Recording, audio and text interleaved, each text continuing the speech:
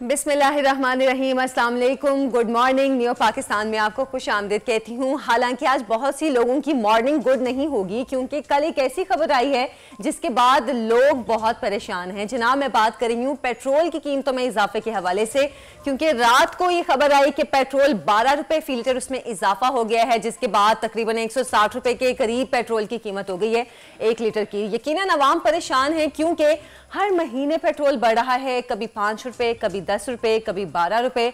और उसके बाद हम सबको पता है कि एक बार पेट्रोल की कीमत बढ़ती है तो फिर महंगाई कहाँ तक जाती है, वो गरीब आदमी या मुतवस्सित तबके के जो लोग हैं वो ज़्यादा बेहतर तौर पे जान सकते हैं, क्योंकि हमारे मुल्क की ज़्यादा आबादी गरीब या मुतवस्सित तबके की है। तो इस वक्त पेट्रोली मसनूआत की कीमतें एक बार फिर से बढ़ गई हैं। हालांकि गुज़श्ता रोज़ वज़ीर आज़म ने कहा कि नहीं, आवाम पर हम ये जुल्म नहीं करेंगे, पेट्रोल की कीमत नहीं बढ़ाएंगे। लेकिन जनाब, ये जुल्म हो गया है तो आवाम इस जुल्म पे क्या कहती हैं, आपको पहले वो दिखाते हैं। हो गई चीज़ों पे तो बस अब क्या कर सकते हैं। प्राइवेट कंपनीज की तो सैलरीज वही की वही होती हैं, और आपका क्या कहूँ कि गवर्नमेंट वालों को तो फिर भी बढ़ जाती है, वो कॉम्पनसेट हो जाता है। तो भी हुकूमत आ रही है, उसने बस अपना पैसा ही बनाना है। इस मुल्क का किसी को ख्याल नहीं है, और इस मुल्क को अपने आखिरी तबाही के दाने पे लेके आ गए हैं। कहता है तब्दीली आ रही। हम लोग इसी इंतज़ार में थे कि तब्दीली आएगी। तब्दीली तक तो अभी तक हम लोगों ने देखी ही नहीं है। बड़ी मुश्किल हो गई है, रोज़ी कमाई नहीं जा रही, सवारी पैसे नहीं खर्चती, बड़ी परेशानी है। तो हुकूमत ने तो हमारा जीना हराम कर दिया। रात के सुना हुआ है, परेशान हुए हैं, सवारी पैसा नहीं खर्चती, क्या करें, बहुत हालात ख़राब है। रोटी खाने को नहीं है, पेट्रोल बढ़ता जा रहा है, तो कहाँ से करेंगे। अब मुलाजम आदमी क्या करेगा, कितनी ज़्यादा तनख्वाहें भी डबल करें, तो कारोबार है नहीं। तो मतलब कि डेली का 200 का तो पेट्रोल लग जाता, तो 200 हम डेली का कहाँ से लेके आएँ।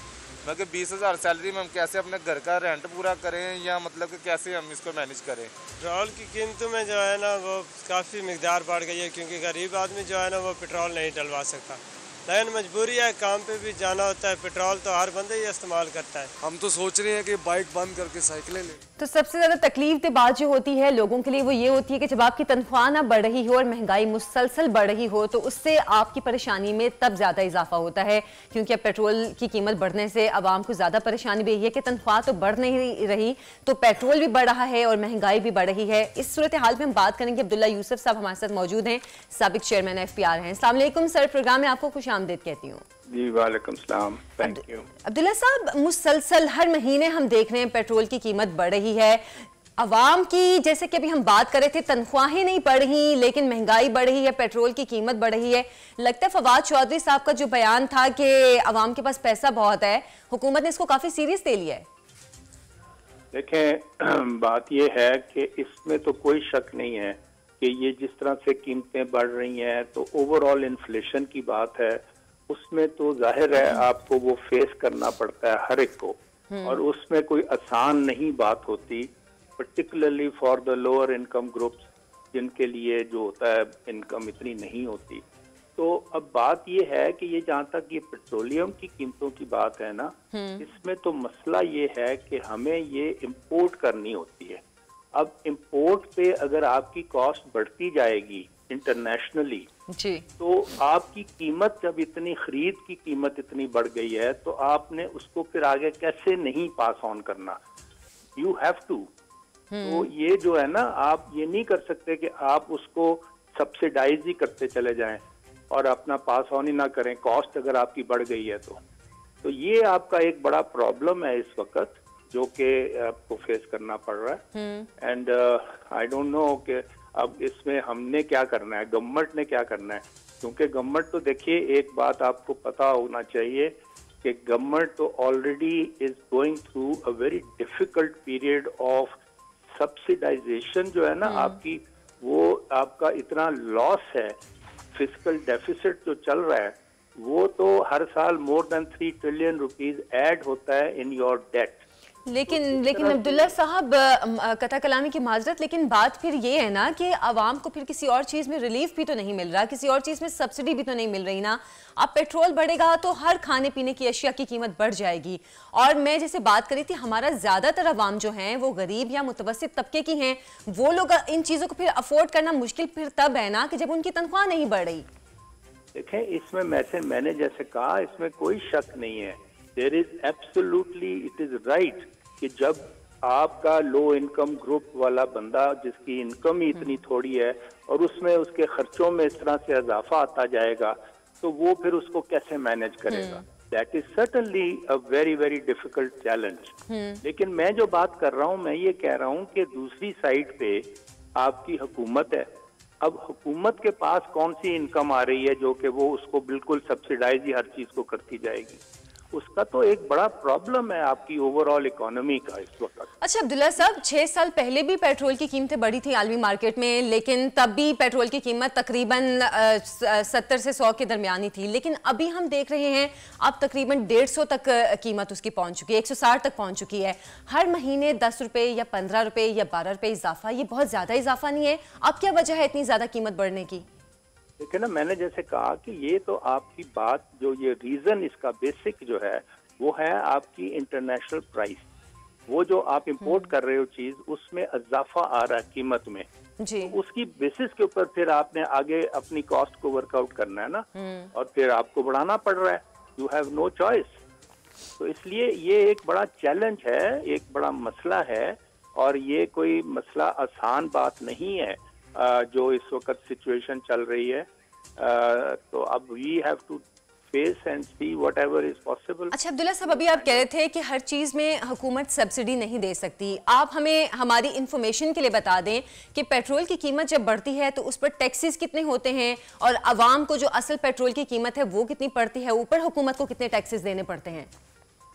देखिए ना, ये जो टैक्सेशन की बात है उसमें तो इस पे अभी पहले जो टैक्स लगाया हुआ था उसमें कमी भी की थी गवर्नमेंट ने पेट्रोलियम की टैक्सेस के ऊपर।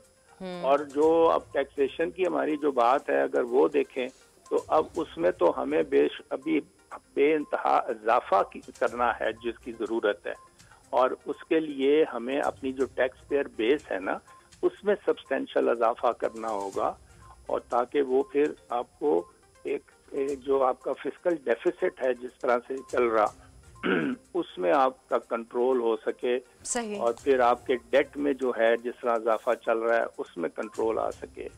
तो ये हैं आपके, मैं कहता हूँ, चैलेंजेस जो कि इस वक्त हमें फेस करने पड़ रहे हैं। तो अब्दुल्ला साहब, मुस्तकबिल में कितना मतलब इम्कान है, पेट्रोल की कीमत कहाँ तक जा सकती है मौजूदा हुकूमत के दौर में? देखिए, बात जहाँ तक पेट्रोलियम की बात है ना, ये हुकूमत की कंट्रोल में नहीं है। ये तो आपकी इंटरनेशनल प्राइस के ऊपर डिपेंड करेगा कि इंटरनेशनली कितनी प्राइस ऊपर जाएगी या वो नीचे आएगी, उसके ऊपर एक्चुअल डिपेंड करेगा ये। तो हुकूमत ने खुद तो नहीं इंक्रीज करनी। सही। तो अब्दुल्ला साहब, मतलब जो आवाम की जानिब से ये शिकवा किया जा रहा है कि हुकूमत मुसलसल पेट्रोल की कीमत में इजाफा कर रही है, ये इंटरनेशनल मार्केट के साथ इसका मतलब सारा ताल्लुक है, ये हुकूमत का इससे कोई ताल्लुक नहीं है, हम ये कहें फिर? बिल्कुल, एब्सोल्युटली। ये लोगों का जो थिंकिंग है ना, दिस इज अ मिसपरसेप्शन कि ये समझ रहे हैं कि हुकूमत ही बढ़ाती जा रही है। हुकूमत को बढ़ाना पड़ रहा है because of this cost factor. जो चीज आप खरीदते हो तो उसको आगे बेचने के लिए फिर अगर उसमें कीमत ज्यादा आती है तो आप कितने में बेचोगे? अच्छा अब्दुल्ला साहब, गुज़श्ता हुकूमतों में भी पेट्रोल की कीमतें बढ़ती थीं तब, लेकिन इतना ज़्यादा इजाफा नहीं देखा गया। तो क्या तब जो हुकूमतें वो रेट तय करती थी, क्या वो ज़्यादा मुनासिब था आपकी निस्बत, कि तब इतना ज़्यादा इजाफा नहीं होता था लेकिन अब बहुत ज़्यादा, अगर मवाजना किया जाए गुज़श्ता हुकूमत से? नहीं, देखें, इजाफा जो उस वक्त पहले अगर नहीं होता था ना, तो उसकी वजह होती थी बुनियादी, जो कि आपकी इम्पोर्ट की प्राइस है। अच्छा। तो वो प्राइस आपकी कम भी हुई थी काफी ज्यादा, और फिर उससे कीमतें हमारी भी कम हुई थी पेट्रोलियम की। तो अब जिस तरह से ये ग्लोबली इंटरनेशनल पोजीशन आ रही है, कीमतों में इजाफा आ रहा है, वो एक हमारे लिए बड़ा मरला है। तो अब्दुल्ला साहब, फिर यहाँ पर एक मेरा सवाल फिर ये भी है कि इंटरनेशनल मार्केट में पेट्रोल की कीमत बढ़ने या कम होने का जो पैमाना है वो क्या है अभी? जी, अभी मौजूदा मतलब अगर साल की अगर हम बात करें या इन सालों में बात करें तो इंटरनेशनल जो पेट्रोल की कीमतें बढ़ती हैं या कम होती हैं, वो किस बेसिस पे बढ़ती हैं? नहीं, बेसिस तो उनकी जो होती है ना, वो आप देखें, जो एक तरफ कुछ कंट्रीज हैं जो कि सप्लायर है, और बाकी कंट्रीज हैं जो कि कंज्यूमर्स हैं। सही। अब क्या होता है कि जो आपका सप्लायर है उसकी अगर प्रोडक्शन में कमी आ जाती है, वो दे नहीं सकते जितनी उनकी डिमांड है, तो फिर उसमें कीमत में इजाफा आ जाता है क्योंकि कि ये हमारे पास तो अभी बहुत कम है तो हमें तो फिर इतना चार्ज करना होगा और ये होगा वो होगा। तो ये होती है हमारी प्रॉब्लम बेसिकली। सही सही। अच्छा अब्दुल्ला साहब, बहुत बहुत शुक्रिया आपके वक्त का, आपकी गुफ्तगू का। यकीनन ये चीज़ भी एक समझने वाली चीज़ है कि अभी जो पेट्रोल की कीमतों में इजाफा हुआ है ये असल में हुकूमत के हाथ में नहीं है।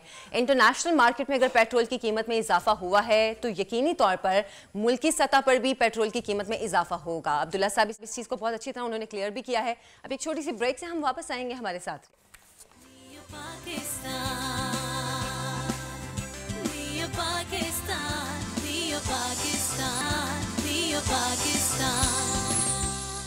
Welcome back. प्रोग्राम में आपको खुशामदीद कहती हूँ। नाज़रीन, परवीन रिंद केस के हवाले से आप लोग आजकल काफ़ी खबरों में भी देख रहे होंगे, सोशल मीडिया पर भी ये काफ़ी इसका इशू जो है वो हाईलाइट हुआ हुआ है। और गुज़श्ता रोज़ परवीन रिंद अपने केस में सिंध हाई कोर्ट गई थी नंगे पाँव और सफ़ेद कोट पहनकर, और वहाँ पर अदालत ने उनकी बात भी काफ़ी तसल्ली से सुनी है, जिसके बाद अदालत ने जो मुतालिका हुकाम हैं, जो पुलिस अफसरान हैं, उनको 15 दिन में इस केस की जो मुकम्मल रिपोर्ट है वो अदालत में पेश करने का और तहकीकात मुकम्मल करने का हुक्म भी दिया है। अच्छा, इस मामले पर परवीन रिंद हमारे साथ मौजूद हैं और हबीबा सलमान भी हमारे साथ मौजूद होंगी, ह्यूमन राइट्स एक्टिविस्ट हैं। परवीन, प्रोग्राम में आपको खुशामदीद कहती हूँ। सबसे पहले मैं आपसे जानना चाहूँगी, जो आपका अभी ये केस चल रहा है अदालत में, कुछ इसके हमें बैकग्राउंड के हवाले से भी बताइएगा। और गुज़श्ता रोज़ आप अदालत भी गई थी, नंगे पाँव भी गई और सफ़ेद कोट पहनकर भी, इसकी क्या वजह थी? जी बिल्कुल, ये जो वाक़या था 9 फरवरी सुबह 9 बजे का था और 3 वार्डन्स आए, उन्होंने रूम बंद किया और मैं अपनी जगह पर बैठी थी, उन्होंने मुझे मारा, मेरा गला दबाया, मेरी सांस दबाई, जब मैं चीखी चिल्लाई मेरी सांस दबाई गई। मैंने जब पूछा आप मुझे क्यों मारे हो, क्यों मारे हो, मैं जब छुड़वा के भाग रही थी मुझे दीवारों पे टक्कर मारा, उन्होंने घसीटा मुझे। मैं जब पेरेंट्स से बात करने के लिए फोन लगा रही थी, मेरे पेरेंट्स भी सुन रहे थे, ये चीजें मेरे पेरेंट्स भी सुन रहे थे लाइव। अच्छा। तो मैंने पेरेंट्स से बात की तो उन्होंने मोबाइल छीनने की कोशिश की, मोबाइल मेरी छीनी। और फिर जब मैं बाहर भागी उन्होंने पूरी विंग के आगे मुझे मारा, मुझे दीवारों पे टक्कर मारे। क्या मैं पूछ सकती है ऐसा क्यों किया गया मेरे साथ? एक स्टूडेंट थी, शहीद बेनजीर PMC यूनिवर्सिटी की मैं स्टूडेंट थी। मैडम अजरा वहाँ पे मौजूद थी। मैडम अजरा को मैंने रो के अपने निशानात दिखाए। मैंने मैडम अजरा को बोला मैडम मुझे मार रहे, मैडम मुझे मार रहे। बहुत मेरी गंदी कैफियत थी, लेकिन मैडम अजरा को बहुत हिम्मत करके मैंने बताया मैडम मुझे मार रहे। मैडम ने बोला बेटा आपको कौन मार रहा है, आप 2 मिनट यहाँ पे बैठे, आपको मैं बुलवा रही हूँ। 3 घंटे में बाहर बैठी रही, लेकिन मैडम ने मुझे नहीं बुलवाया, मुझे सेक्रेटरी हाथ में रखा। और उसके बाद चीफ जस्टिस साहब, जिसका मैं शुक्रिया अदा करूंगी, जिसने नोटिस निकाला, समोटो नोटिस निकाला।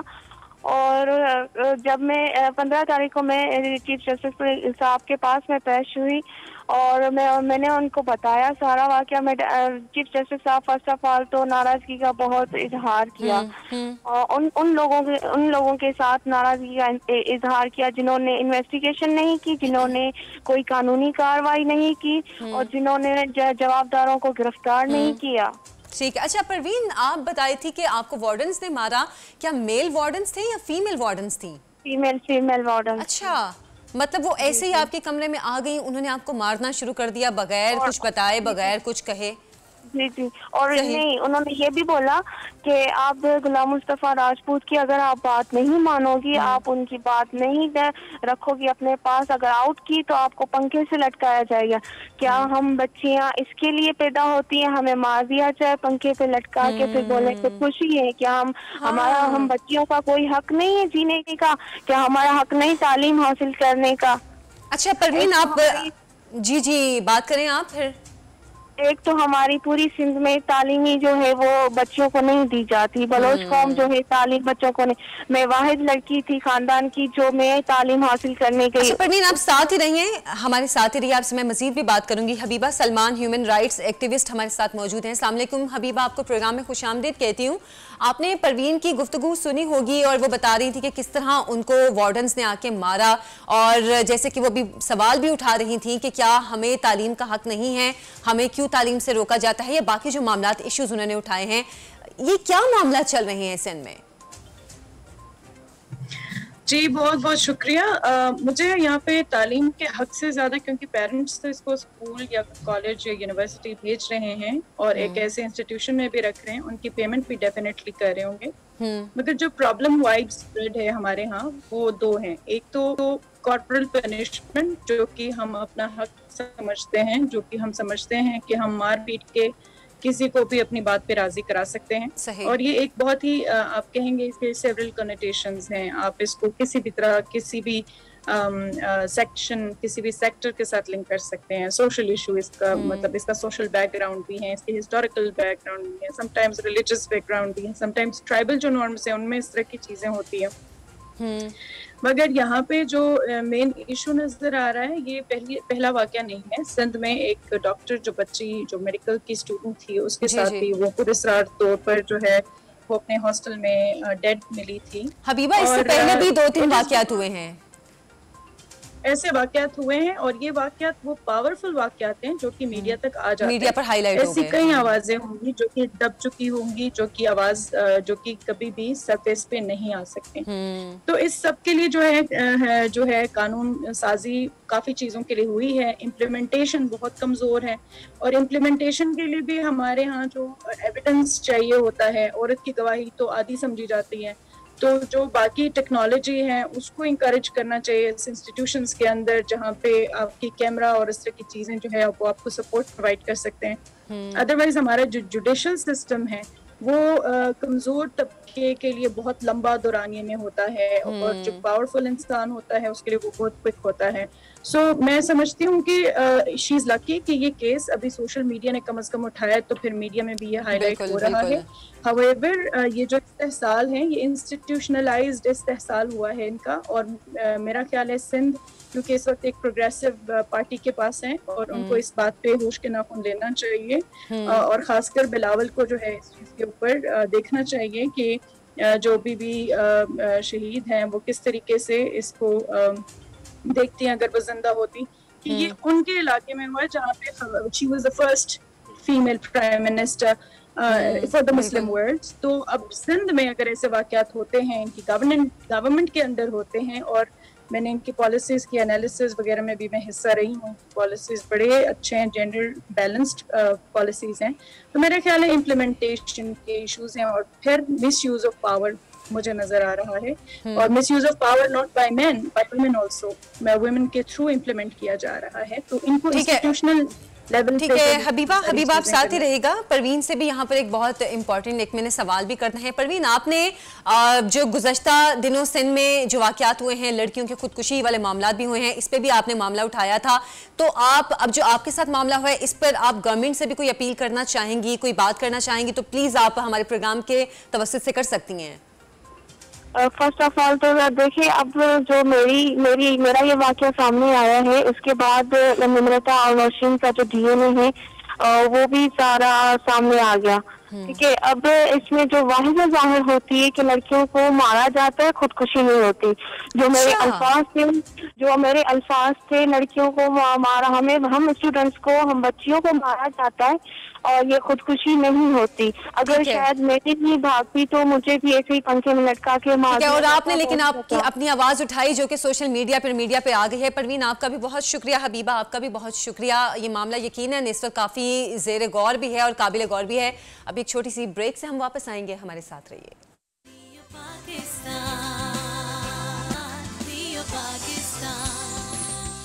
Welcome back. प्रोग्राम में आपको खुश आमदीद कहती हूँ। नाज़रीन, गुज़श्ता रोज़ टीवी पर एक खबर बहुत ज़्यादा जंगल की आग की तरह फैली, और आप लोगों ने देखी भी है। हम सब देख रहे थे कि किस तरह कल इकरारुल हसन जो एक सीनियर एंकर हैं एक चैनल के, उन पर तशद्दुद किया गया, उनको और उनकी पूरी टीम को अगवा करके उन पर तशद्दुद किया गया IB की जानिब से। और उसके बाद वो हॉस्पिटल में भी हैं इस वक्त, उनकी जो टीम के बाकी मेम्बर्स हैं वो भी हॉस्पिटल में हैं। अभी इस पर जाहिर सी बात है तमाम सहाफ़ती तंजीमों की जानिब से, बल्कि गवर्नमेंट लेवल पर भी इस पर काफ़ी तनकीद भी की जा रही है और इसकी मुजम्मत भी की जा रही है। हमारे साथ मौजूद हैं सीनियर एंकर पर्सन और तज्जियाकार अमीर अब्बास साहब। उनसे इस तमाम मामले के हवाले से मैं बात करूंगी। अस्सलाम वालेकुम अमीर अब्बास, कैसे हैं आप? खैरियत से हैं? अच्छा अमीर अब्बास, आपकी इकरार से बात हुई होगी। सबसे पहले हम ये जानना चाह रहे थे कि अभी उनकी तबीयत कैसी है, वो खैरियत से हैं? और इस वाक़े के हवाले से हम कल से देख रहे हैं, इकरार की ज़बानी भी हम सुन रहे हैं, वो आप इस हवाले से बताएगा क्या मालूमात हैं जो अब तक सामने आई हैं? बहुत बेहतर तबीयत है और हॉस्पिटल के बाद डिस्चार्ज कर दिया गया था। मजीद ECG या कुछ टेस्ट में कॉम्प्लिकेशन हुई तो ऑब्वियसली उसके मुताबिक लेकिन आशा इंतहाई अफसोसनाक। तो हम हर बात को सोचनाक बना देते हैं। कुछ चीजें सोचनाक नहीं होती, कुछ चीजें बहुत गलीज होती। सही, बिल्कुल। कुछ चीजें बहुत खबीस होती, बहुत शर्मनाक होती। हम अफसोसनाक छोड़ दें ये इस किस्म के गोल मोल लफ्ज इस्तेमाल, ये बहुत घटिया तंबी। बिल्कुल बिल्कुल सही कह रहे हैं आप। मतलब अल्फाज जो हैं कुछ वाकयात के हवाले से मुख्तलिफ होते हैं। आप सिक्योरिटी इदारे हैं, आपको पहले से है या आप पुलिस है, FIB, बॉर्डर मिलिट्री है, जितनी भी लॉ एनफोर्समेंट है, इंटेलिजेंस, आपका काम है कि आप रियासत के मुफादात का तहफ़्फ़ुज़ करें और आप रियासत में रहने वाले शहरियों के मुफादात।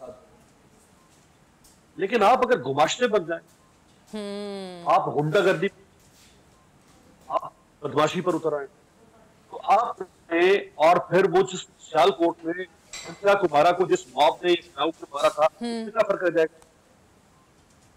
या जो अभी ये खानेवाल में शख्स जिन्होंने रसालत की है, उस मॉब में और IB के घुमाशों में, या पुलिस हो या FIB हो, वटेवर कोई भी इदारा,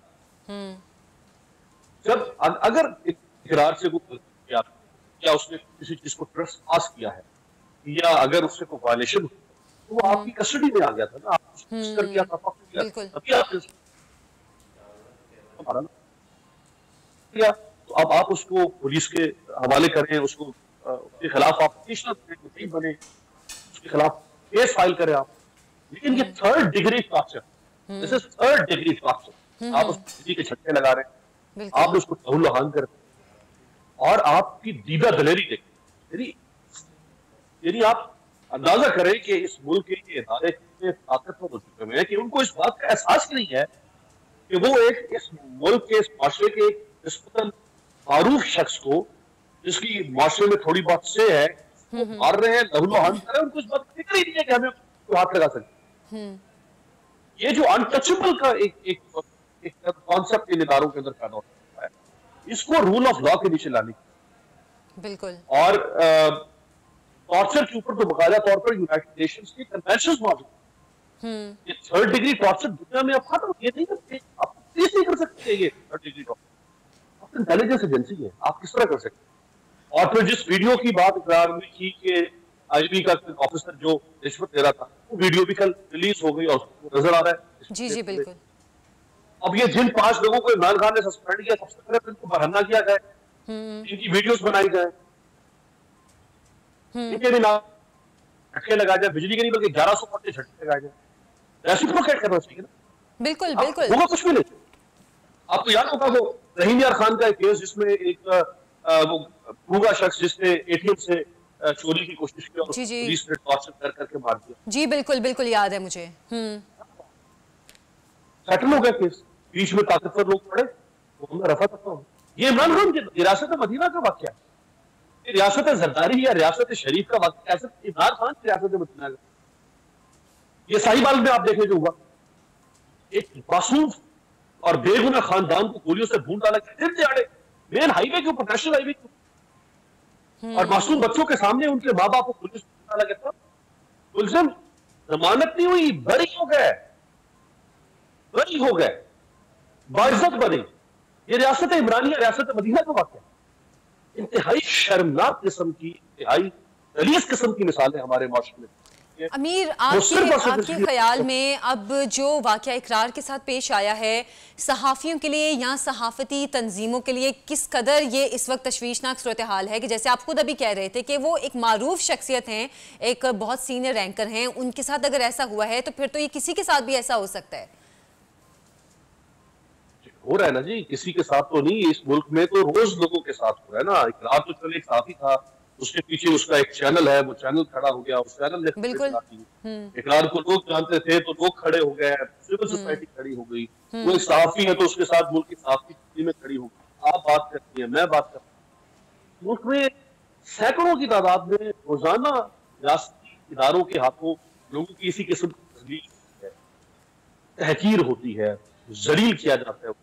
वो अगर जिस्मानी टॉर्चर नहीं होता, वो ज़हनी टॉर्चर को हजारों के साथ गुजारना होता है। अब किसी भी सियासी सरकारी दफ्तर में चले जाए, जिस तरह आप मेंटल टॉर्चर का निशाना बनाए, साइकोलॉजिकल टॉर्चर हो रहा है स्कूल के अंदर, तो ये तो हो रहा है, ये वाली बात तो रह नहीं गई। तो मेरा ख्याल है कि इमरान खान साहब को चाहिए कि वो इस केस को टेस्ट बनाए, जो कि वो नहीं बनाएंगे। आप लिख लें, मेरी बात को कल चला के मेरे सामने रख दीजिएगा, वो नहीं बनाएंगे। I am telling you right now, क्योंकि वो कॉम्प्रोमाइज हो चुके हैं। वो जगह जगह पर इदारों में के साथ, सरकारी अफसरान के साथ कॉम्प्रोमाइज कर रहे हैं, सिर्फ इसलिए कि कहीं मेरे खड़े हो जाने से, मेरे स्टैंड लेने से कहीं मेरी हुकूमत जो है वो डोल ना लगती। वो हुकूमत बचा रहे हैं उनको, अल्लाह ताला और 7 साल 5 साल कौन उसी तनख्वाह पे काम करती रहेगी जिस पर करती। बिल्कुल। अच्छा अमीर, अब किसी हुकूमती इदारे या ये कहें हुकूमत के जो मातहत इदारे की जानिब से इस तरह आम लोगों पर तशद्दुद या इस तरह का, जो कल आपने बिल्कुल सही बोला, गलीज किस्म का ये वाक़या था, जो वाक़यात की जो मालूमात सामने आई हैं, जो खुद इकरार ने भी बातें बताई हैं, इंतहाई शर्मनाक और इंतहाई बुरी वो चीज़ें हैं कि सुन के आपके रोंगटे भी खड़े हो जाते हैं और आपका दिमाग सुन हो जाता है क्या हुआ। इस तरह के वाक़यात की हुकूमत के किरदार पर अब सवालिया निशान है। जी बिल्कुल, आप देखें ना, इन दी एंड जो प्राइम मिनिस्टर होता है वो chief executive of the country, वो मुल्क का, उसको आप माई बाप कह सकते हैं। तो इन दी एंड जो जिम्मेदारी है वो प्राइम मिनिस्टर की, और जो आईबी है वो तो है ही डायरेक्ट प्राइम मिनिस्टर के अंडर।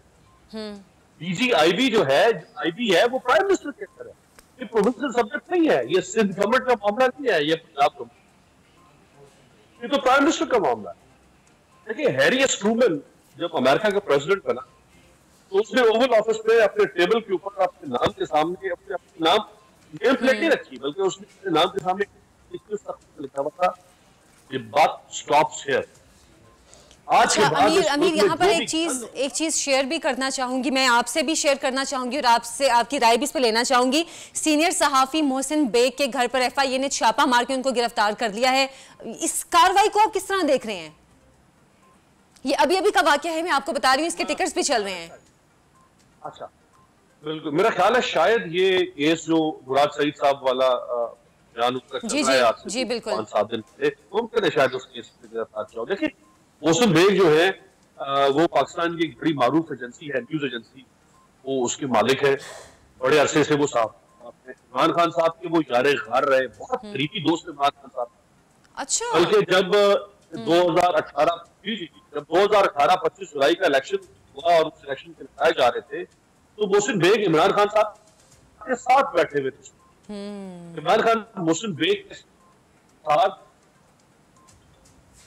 मोहसिन बेग की बहुत कुर्बत रही है इमरान खान साहब। जैसे ही हुकूमत आई एक क्रिटिकल हो गए उनकी गवर्नेंस के ऊपर। अब हुकूमत के पास अपने कुछ जवाब है कि ये हमारे ऊपर इसलिए करते हैं कि अपने क्या यहाँ पे हम सूदे मांगे, वो क्या करता क्रिटिसाइज करना डेमोक्रेसी में ये राइट है। Every citizen has the right to criticise the prime minister. आप इस राइट को हम रिवोक नहीं कर सकते, वो जितना भी सख्त तनकीद आपसे। इसका मतलब तो है, तो लोग उसको डिस्क्रेडिट। इसका मतलब है कि अमीर, हम बात आज़ादी सहाफत की करते हैं, यहाँ पर तो सहाफत को दबाने की कोशिश की जा रही है, सहाफत का मुंह सीने की कोशिश की जा रही है।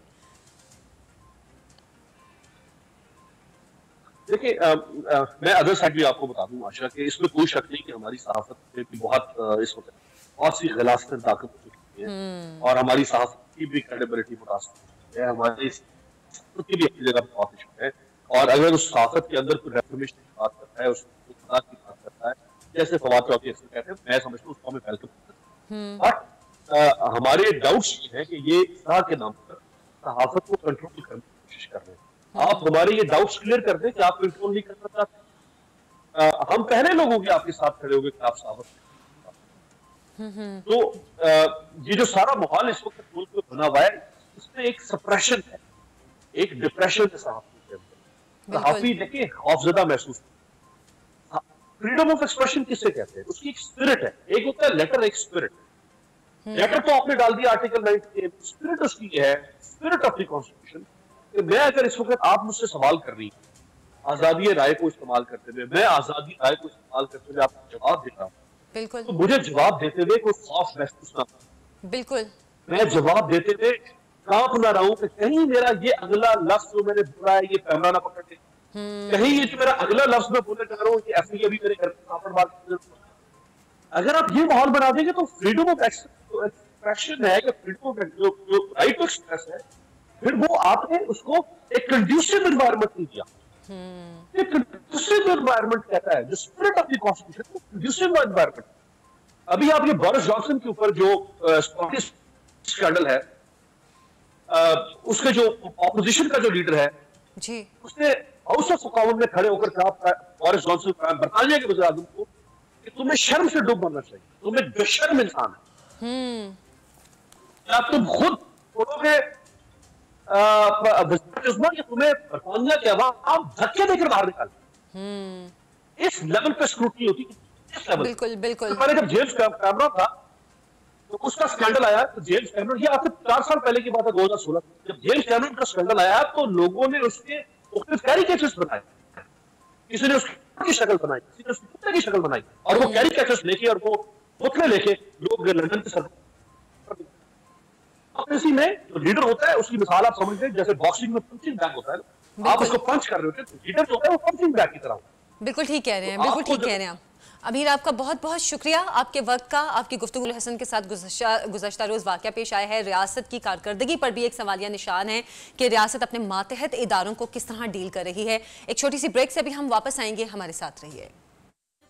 कि जैसे आजकल ना 2, 3, 4 शादियों का ना सीज़न चल रहा है, जिसकी भी सुने दूसरी, तीसरी, चौथी शादी चल रही है और वो सोशल मीडिया पे भी काफ़ी वायरल हो रही है। अभी यासिर सोहरवर्दी ने भी ये जो अपनी नज़म निकाली है, उन्होंने भी अपनी ख्वाहिश का इजहार किया है 2, 3, 4 शादियों का। तो यासिर सोहरवर्दी हमारे साथ भी मौजूद हैं। अस्सलाम वालेकुम यासिर, प्रोग्राम में आपको खुशामदीद कहती हूँ। सलाम, थैंक यू। यासिर, पहले आपका जो आया कि मैं भी शादी करूँगा या अल्लाह तौफीक दे, पहली हो गई है जो आपने अब दूसरी, तीसरी, चौथी की भी ख्वाहिश कर रहे हैं? करेंगे तो 4 ही इंशाल्लाह। अच्छा, मतलब आप पूरा सुन्नत पे अमल करने का इरादा करके बैठे हैं? हाँ, अच्छी बात है, अगर ऐसी औरतों से करें मुतल्लका और बेवाओं से तो बहुत अच्छी बात है, कम से कम किसी को सहारा मिलेगा। अगर ये बहुत अच्छी बात आपने की है यासिर, ये बहुत अच्छी बात आपने की है और मुझे एतराज़ कोई नहीं है किसी पे, लेकिन मैं खुद ये बात कहती हूँ कि जो हजरात ये कहते हैं कि हम दूसरी, तीसरी, चौथी शादी करेंगे, वो ये क्यों कहते हैं कि हमें बिल्कुल यंग, छोटी एज की और अनमैरिड लड़की चाहिए? वो ये क्यों नहीं कहते हम किसी मुतल्लिका या किसी बेवा से शादी करें? जो असल सुन्नत है वो तो यही है। हाँ, बिल्कुल ऐसा ही है। हुजूर अलैहिस्सलाम की जो है ना वो बैक वक्त जो है वो 9 अज़वाज मुतहरात थी और उनमें से सिर्फ एक ही जो है वो कुंवारी थी और वो हज़रत आयशा हैं रज़ियल्लाहु ताला अन्हा, तो बाकी सब बेवत ही या मुतल्लका थी। तो मेरे ख्याल से किसी की ख्वाहिश पर भी पाबंदी नहीं है, इस्लाम ने मना तो नहीं किया है, करनी चाहिए। और अगर कोई ऐसा शख्स है, जैसे वो डॉक्टर साहब की न्यूज़ बड़ी ब्रेकिंग बनी कि उन्होंने जो है छोटी उम्र की लड़की से शादी की, तो मेरे ख्याल से अगर किसी की जो है ना वो पहले वाली रही नहीं है तो फिर चॉइस का उसको हक है कि वो कर ले किसी ऐसी लड़की से भी जो लड़की भी रजामंद हो अगर। हाँ। तो मेरे ख्याल से इतना कोई इस पर कोई इतनी बात नहीं है जितना सोशल मीडिया पर बिल्कुल ठीक है। लेकिन यासिर, आपने मेरे पहले सवाल का जवाब ही नहीं दिया था। आपकी शादी हो गई है क्या? ये जरूरी है बताना अभी? भाई, अब आप अपनी नज़्म में खुद ही इजहार करें दूसरी, तीसरी, चौथी का, तो मैंने कहा मैं पहले ये पूछ लूं पहली हो गई है? वो तो ख्वाहिश है ना। अच्छा, अभी भी चले, हजारों ख्वाहिशें ऐसी। अच्छा यासिर, इतनी अछूती नज़्मों का चले, अगर सवाल है हाँ। अगर सवाल है तो मैं ये कर देता हूँ, अगर सवाल है मैं डिस्क्लोज कर देता हूँ आज ये पहली मर्तबा। हालांकि मुझसे काफी जगहों पर ये बहुत सवाल हुए, लेकिन आपने बहुत अच्छी तरह से पूछा है मुझसे। थैंक यू सो मच, अल्लाह आपको जज़ाए खैर दे। खुरेदने की कोशिश करते हैं कुछ लोग और वो किसी और तरह से, मतलब वो रेटिंग हासिल करना चाहते हैं मेरे नाम से और पूछने का अंदाज भी बहुत गलत होता है। लेकिन मैं आपसे आज ये कह रहा हूँ कि मेरी 3 शादियां हुई है और जिस एज में मेरी पहली शादी हुई थी और तीनों हैं बैक वक्त मौजूद है अल्हम्दुलिल्लाह। मेरी इस वक्त 28 ईयर ओल्ड और मेरी पहली शादी जो है वो 18 साल की उम्र में हुई थी। उस वक्त शायद जो है सोशल मीडिया का इतना दौरा नहीं था, तो अगर उस वक्त ये सोशल मीडिया का होता तो मैं शायद उस वक्त से वायरल हो चुका होता। ये ठीक कह रहे हैं आप। अच्छा, तो वैसे ये मैंने आपके सवाल के पूछने के अंदाज पर आपको जवाब दिया है पहली मर्तबा। आपका बहुत शुक्रिया कि आपको मेरा अंदाज अच्छा लगा और आपने मुझे अपनी जो असल बात थी, इतनी सच्ची बात थी, वो आपने बता दी कि आपकी 3 शादियां हो चुकी हैं। बिल्कुल बिल्कुल बिल्कुल ऐसा ही है। अच्छा यासिर, वैसे ये ब्रेकिंग न्यूज है। ये चलें, हाँ ये ब्रेकिंग न्यूज है जो आपके फॉलोअर्स हैं लोगों ने। आयशा आप मेरी बहन है और मैं यहाँ पर ये एक बात करूंगा कि कुछ लोगों ने कमेंट्स में ये लिखा है कि इसको तो कोई एक भी ना दे, तो मैं कहता हूँ भाई अब खुश हो जाओ, अब खुश हो जाओ कि मेरी 3 है। ये बिल्कुल ठीक। अच्छा सॉरी, मैं सवाल करने माशरे में अदम बर्दाश्त इतना है, बर्दाश्त नहीं है किसी में। जी जी जी। हाँ, लोग किसी दूसरे का जो कॉन्सेप्ट है ना उसको बर्दाश्त नहीं करते हैं, जो किसी की सोच है उसको बर्दाश्त नहीं करते हैं, अपना उस पे थोपने की कोशिश करते हैं। लेकिन यासिर, आपको ये इतने अनोखे ख्याल आते कैसे हैं? पहले मैं भी शादी करूंगा और अब मैं 2 3 4 शादियां करूंगा। 3 आप कर चुके हैं, फिर भी आप इजहार कर रहे हैं कि मैं 2 3 4 करूंगा। हाँ, चौथी का भी फिल वक्त इरादा नहीं है। ख्याल ऐसे आते हैं कि हमारे मुआशरे का कल्चर नहीं है वैलेंटाइंस डे, ये है मगरिबी कल्चर और हमारे यहाँ इसको बहुत बुरा समझा जाता है। तो मेरा मैसेज इसमें यह है कि अगर तुम्हारा इतना ही दिल कर रहा है तो शादी कर लो, और बहुत ही ज्यादा दिल फड़क रहा है तो भाई दूसरी तीसरी कर लो, मगर डेट कल्चर आम नहीं करो। हाँ। ये मैसेज है। हाँ। और निकाह जो है वो तमाम गुनाहों से बचा लेता है। निकाह तो आधा ईमान है, हदीस में आता है। तो ईमान की तकमीली निकाह के साथ जन्नत में 2 चीजें जाएंगी, एक ईमान एक बीवी। तो अच्छा है कि आप बीवी जिससे मोहब्बत का दम भर रहे हो उससे शादी कर लो, बस ये अच्छा मैसेज है। ये आपने अच्छी बात की यासिर, वाकई कि अगर आप किसी से इतनी मोहब्बत रखते हैं या इजहार करते हैं कि मुझे मोहब्बत है तो उससे शादी कर लेंगे, ज्यादा अच्छी बात है। अच्छा, तो यासिर आपने वैसे, आपको नहीं लगता कि हमारी सोसाइटी के मर्दों को वैसे खुश कर दिया है कि जो अगर दूसरी तीसरी चौथी अफोर्ड नहीं भी कर सकते लेकिन उनको एक रास्ता मिल गया, अच्छा चले हम भी करेंगे? मेरे कहने से कोई पता नहीं कितने अरसे से तो मैं अपने दोस्तों से कहता हूँ किसी ने नहीं की, लेकिन मेरे बगैर बोले ऐसे मेरे बाद में दोस्त बने जिनकी शादियां जिन्होंने की हैं और जो पहले से भी कर चुके हैं। तो मेरे ख्याल से जो है ना, वो किसी ने कहा कि ये मर्दों को सिर्फ जो है ना वो शादी की सुन्नत ही याद आती है। तो मेरा जवाब ये है कि मैंने बाकी सुन्नतों की नफी कहाँ की है इस कलाम में। मैंने तो किसी सुन्नत की नफी नहीं की कि कोई कलाम दाढ़ी पर होगा तो कोई जुल्फों पर होगा, तो कोई ये वक्त था शादी का, वैलेंटाइन डे पर मैंने शादी का पैगाम देना था तो वो दिया। तो मेरे ख्याल से रास्ता तो नहीं खोला। अगर बीवी राजी है, आपकी बीवी इजाजत दे रही है और आप उससे मोहब्बत करते हैं, उससे इजाजत लें। और अगर वो राजी है, रजामंद, और ऐसी खातून से जो बच्चे वालियां हों, 2-2 3-3 बच्चे हों, मेरी तो खुद ऐसी नहीं हुई है लेकिन मेरी ख्वाहिश है कि मैं ऐसी से करूं। मैंने ढूंढा, मतलब चौथी आप ऐसी से करें? इंशाल्लाह चौथी ऐसी से कर लेंगे, चौथी ऐसी से करेंगे इंशाल्लाह। अच्छा यासिर, अच्छा यासिर, जब आपने पहली के बाद दूसरी की और दूसरी बाद तीसरी की तो आपकी बेगमात का रिस्पॉन्स कैसा था? उन्होंने आराम से इजाजत दे दी आपको? हाँ अल्हम्दुलिल्लाह, मेरी पहली बेगम जो है वो आलिमा तो नहीं है लेकिन दीन का पढ़ा हुआ है माशाल्लाह। तो उन्होंने मुझे शुरू में ही कह दिया था कि अगर आपको करनी है तो कर लीजिएगा। मैं नहीं करता था उस वक्त। तो मैंने अपनी पहली शादी के तकरीबन 5 साल बाद शादी की दूसरी। तो वो भी मैंने उससे पूछा, मैंने कहा भाई तुम ठीक है? बोली कर लो। मैंने कहा भाई बता दो मुझे। कह रहे कर लो। भाई तो शुरू से बोलती हूँ। कह रहे कि जब अल्लाह और उसके रसूल ने इजाजत दी है तो मैं कौन हूँ मना करने वाली? बस उसकी मोहब्बत की वजह से मैंने की है। लोग कहते हैं हमारी बेगम बुरी है इसलिए की। मैंने कहा मेरी बेगम अच्छी है तो मैंने की है दूसरी। ये आपने अच्छी बात की है। मतलब फिर आप बैलेंस रखते हैं बेगमात में? हाँ, बैलेंस मतलब जाहिर है हर तरीके से।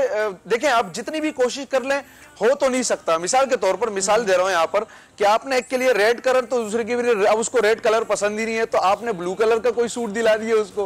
अगर एक को जो है वो सैंडल पसंद है तो दूसरी को शूज पसंद है, मिसाल के तौर पर जूते जिसको कहते हैं हम।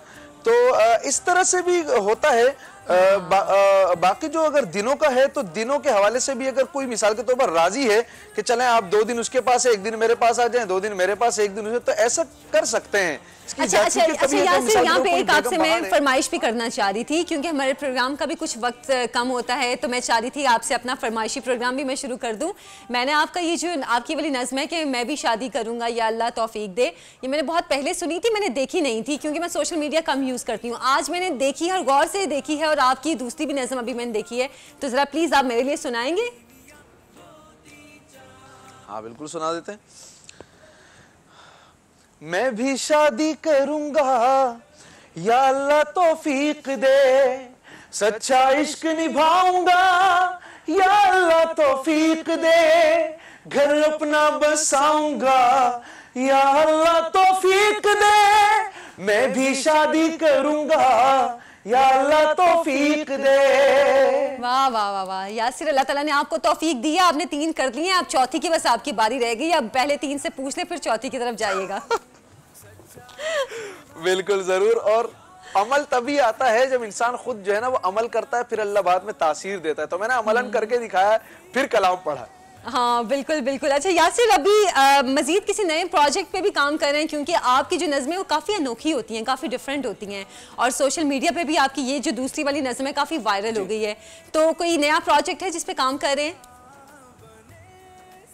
हाँ बिल्कुल, रमज़ान के हवाले से कलाम, जिस तरह पिछले साल रोज़ा रखो तो ऐसे रखो अल्लाह खुश हो, तोता था उसमें मेरे साथ एक, तो उस पर भी लोग असल में पता नहीं क्या वजह है एतराज करते हैं, यार तोते ले आए, ये ले आए। तोता एक अच्छा परिंदा है, बड़ा खूबसूरत, और उसको मैंने लोग पता नहीं क्या क्या सिखा देते हैं, मैंने अल्लाह का नाम सिखाया। तो इसी तरह का इंशाल्लाह रमजान पर कोई कलाम लाएंगे इंशाल्लाह। चले हम भी देखेंगे आपका कलाम। इस तरह का कलाम।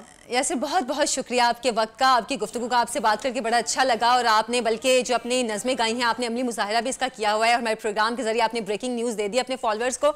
अभी एक छोटी सी ब्रेक से हम वापस आएंगे, आप कहीं मत जाइएगा।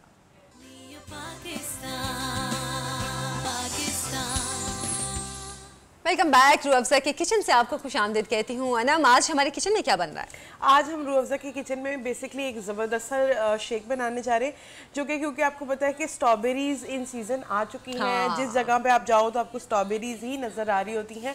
तो मैंने कहा कि आज हम फ्रेश स्ट्रॉबेरीज़ के साथ एक शेक बना लेते हैं। ये बेसिकली हम स्ट्रॉबेरी के साथ नट्स के साथ जो है एक शेक बना रहे हैं, तो उसे कहेंगे स्ट्रॉबेरी स्ट्रॉबेरी नट्स शेक बना रहे हैं। बड़े ही सिंपल इंग्रेडिएंट्स है इसके अंदर। इसमें जाएगा मिल्क तकरीबन 2 से 3 ग्लास, 1 कप के करीब, जैसे आप समझे कि 1 पाव के करीब जो है हम इसमें स्ट्रॉबेरीज ऐड करेंगे। उसके बाद 1 केला मैं इसमें ऐड करूंगी, सिर्फ एक फ्लेवर एनहांस करने के लिए। उसके बाद इसमें हम मिक्स नट्स ऐड करेंगे। कोई भी जो भी नट्स आपको अच्छे लगते हैं वो आप अपनी मर्जी का जो है ऐड ऑन कर सकते हैं। वनीला एसेंस जाएगा, शुगर जाएगी इसके अंदर, इसमें आइसक्रीम जाएगी।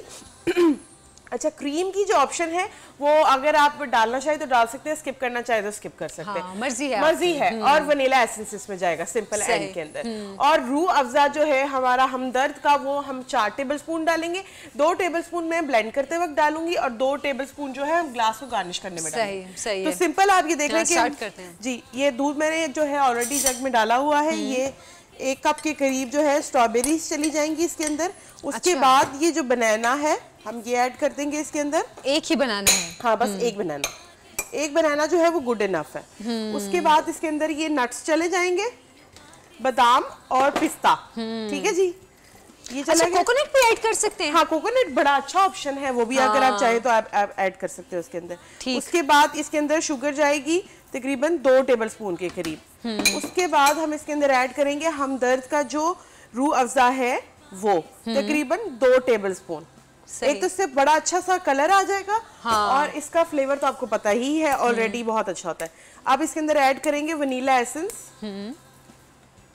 तकरीबन 1/3 टीस्पून के करीब। That's it. अच्छा, वनीला एसेंस का क्योंकि बहुत अच्छा सा फ्लेवर आता है, हाँ, तो वो तो हमारी हर स्वीट डिश की जान है। हाँ। अच्छा चलें, अब इसको जो फाइनल इसका उस पे लेकर चलते हैं कि इसको बनाने में बस सिंपल इसको बनाएंगे।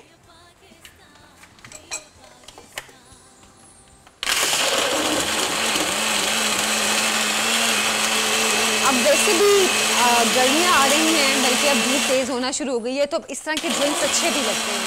क्योंकि सर्दियों में तो आपको थोड़ा होता है कि अच्छा ठंडा ड्रिंक है, लेकिन अब गर्मी का मौसम तकरीबन आ ही गया है, और बल्कि बाहर का मौसम है, तो अब दिन में धूप बहुत तेज़ होती है, तो इस तरह के ड्रिंक्स भी बहुत अच्छे लगते हैं, एंजॉय करते हैं।